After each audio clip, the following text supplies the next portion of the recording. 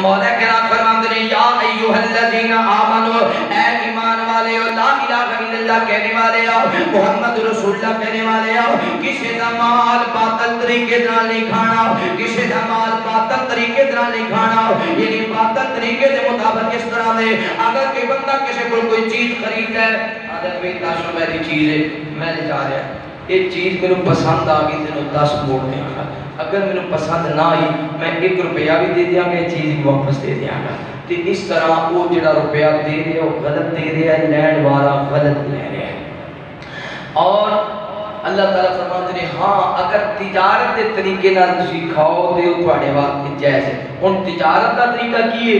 ایک چیز 10 روپے دی ہے، اسی آخنے ہیں بھائی جان کی میں تمہیں دیاں گا 13 روپے دی، 14 روپے دی، یہ چیز میں انہیں دیاں گا۔ اگر اس بندے کو پسند آیا پھر انہیں آگا کہ ٹھیک ہے میں 14 دی خرید لاں گا۔ ہن حالانکہ وہ کتنے لگے سن 10 روپے، انہیں خریدی 10 تے بیچی 14 روپے، جدو 14 جو فروخت کی اگلے بندے دے 4 روپے انہیں اپنے کو لے لے، اگلے بندے دے اپنے لائسنس 10، انہیں او دے کو کنے کمال ہے 4 اضافی کمال ہے۔ اگر تجارت دے نال اگر رضا مند ہو کے وہ 14 روپے دی چیز خرید رہا اور وہ 14 ہی نے، یعنی یہ نہیں آگتا بھی اگر 10 دنوں بعد دے میں 14 نے، اگر 20 دنوں بعد دے میں تو 15 نے، یہ کہے گا تے جائز نہیں۔ آج بھی ساڑھے موٹر سائیکل سکیم ہے، موٹر سائیکل سکیم ہے نا، کہ 45,000 کی موٹر سائیکل ہے کہ یہ تو 60,000 ملے گی مہینے دے مہینے 3,000 یہ جائز نہیں۔ میرے محبوب پیغمبر علیہ السلام نے بیان کرنے والے اللہ فرماتے ہیں یا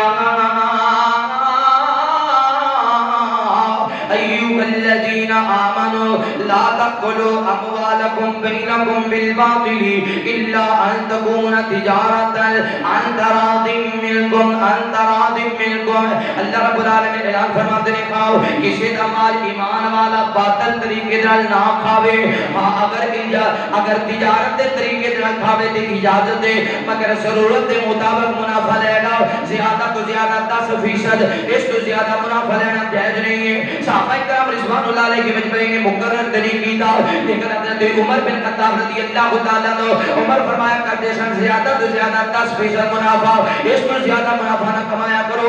نبی پاک صلی اللہ علیہ وسلم دے سینے پاک دے اللہ رب العالمین نے قرآن مجید نو نازل فرمایا سونیا تجارت دے طریقے نال منافع کمانا جائز ہے، تجارت دے طریقے نال پیسہ حاصل کرنا جائز ہے۔ اور اگلی بات اللہ فرماتے ہیں ولا تقتلوا انفسکم، جان بوجھ کے کسی کو قتل نہ کرو، جان بوجھ کے کسی تے گولی نہ چلاؤ، جان بوجھ کے کسی دی جان نہ لگو، کسی کو قتل کرنا بھی بڑا گناہ ہے۔ ان اللہ کان بکم رحیما، بے شک اللہ تعالیٰ بڑا کی مہربان ہے، بے شک اللہ تعالیٰ تواڈے تے بڑا رحم کرنا چاہتا ہے، اللہ تعالیٰ تواڈے تے مہربانیاں کرنا چاہتا ہے۔ وَمَن يَفْعَلْ ذَلِكَ عُدْوَانًا وَظُلْمًا فَسَوْفَ نُصْلِهِ نَارًا، اللہ فرماتے ہیں پھر بھی جڑا باز نہیں آئے گا، ظلم کرن تو باز نہیں آئے گا، ناجائز پیسہ کمان تو باز نہیں آئے گا، سود خوری تو باز نہیں آئے گا، دھوکہ دہی تو باز نہیں آئے گا، ناجائز پیسہ حاصل کرن تو باز نہیں آئے گا۔ اللہ فرماتے ہیں یاد رکھو فسوف نصلیہ نارا، او دے واسطے میں جہنم دی آگ تیار کیتی ہے، جڑا سود خوری کرتا ہے او دے واسطے میں جہنم دی آگ تیار کیتی ہے، جڑا ناجائز پیسے حاصل کرتا ہے وقات ذالک علی اللہ یسیرا، بے شک اللہ تعالیٰ تواڈے لیے آسانیاں کرنا چاہتا ہے، اللہ آسانیاں نے معاملہ کرنا چاہتا ہے۔ ان تجتنبوا کبائر ما تنہون عنہ نکفر عنکم سیئاتکم وندخلکم مدخلا کریما،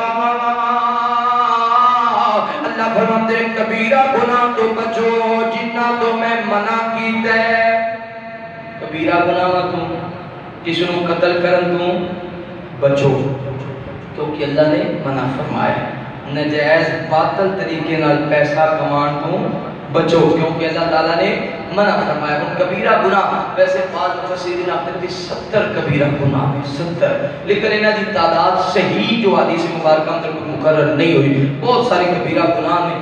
انہاں کبیرہ گناہاں دے وچوں جدوں یہ آیت مبارکہ نبی پاک صلی اللہ علیہ وسلم نے نا صحابہ کرام رضوان اللہ علیہ مجمعین کے سامنے بیان فرمائی. وہ صحابہ نے آکھیا یا رسول اللہ صلی اللہ علیہ وسلم سانو دسو گا بھلا کبیرہ گناہ کیڑے کیڑے نے. تے اس آیت دی تفسیر اندر نبی پاک نے کبیرہ گناہ دا ذکر فرمایا اور انہوں امام بخاری رحمہ اللہ نے نقل فرمایا. توجہ میرے محبوب پیغمبر علیہ السلام نے بیان کرنے والے امام کائنات صلی اللہ علیہ وآلہ وسلم دے نال محبت کرنے والے دیوانیاں پروانیاں توجہ کرنا. صحابہ کرام رضوان اللہ علیہ مجمعین نے جدو آقا فرماتے ہیں ان تجتنبوا کبائر ما تنهون عنہ نکفر عنکم سیئاتکم. اللہ فرماتے ہیں کبیرہ گناہاں تو بچ جاؤ جنہاں گناہاں تمہیں اللہ نے منع فرمائے اور جڑے تواڈے صغیرہ گناہ نے میں اللہ معاف کر دیاں گا. صغیرہ گناہ میں اللہ معاف کر دیاں گا. کس طرح معاف ہون گے؟